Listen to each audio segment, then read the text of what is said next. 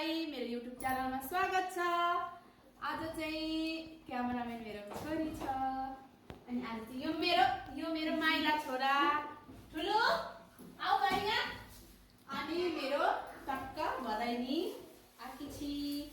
भदैनी चाहिँ कुकमेन या वुमेन भन्नुपर्छ। Women no women कुकमेन भनेको त मर्द मर्द हामीहरु त औरत औरत